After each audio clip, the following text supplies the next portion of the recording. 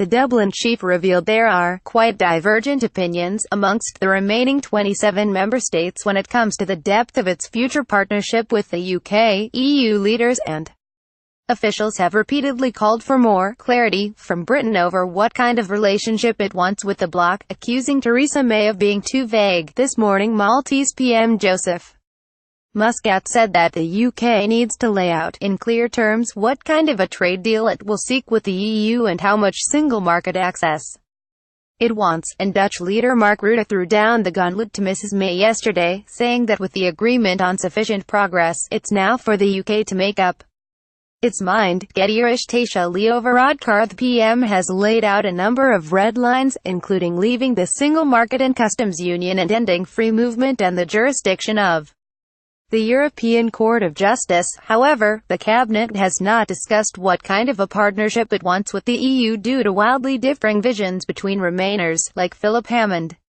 and Brexiteers like Boris Johnson. The EU's chief negotiator, Michel Barnier, has indicated several times that the red lines put down by the British government means that a free trade agreement like the one the bloc has with Canada is the only option, but Mr Varadkar revealed that there is some dissension within the club over how deep and extensive that FTA should be, with EU officials arguing they cannot agree a deal that upsets their other trading partners. There does seem to be quite divergent opinions on what that should look like. Leo Varadkar. A number of the bloc's recent agreements, such as with Canada, have most favored nation clauses in, meaning if Brussels offers Britain better terms it has to go back and update its other deals too, Mr Varadkar said. The first real big step is for the UK to say what it wants in clear terms. I think if this happens in the next few weeks we can start in earnest, and by March we will have a very clear European position, Mr Varadkar said. We'll talk about moving on from phase 1 to phase 2, talking about the transition period and the new relationship that will exist between the EU and the UK. I think a lot of thinking needs to be done about that.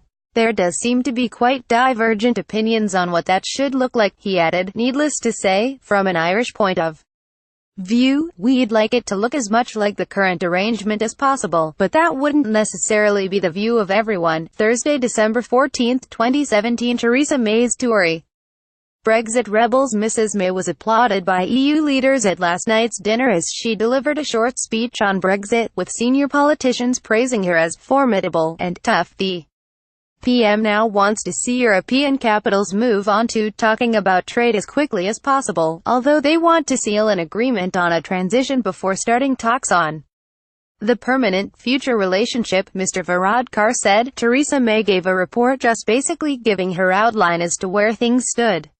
There wasn't a round-table discussion, because that's not permitted under Article 50, but a few people offered some encouraging remarks, some good luck remarks, Merry Christmas type remarks, and there was a light round of applause after that.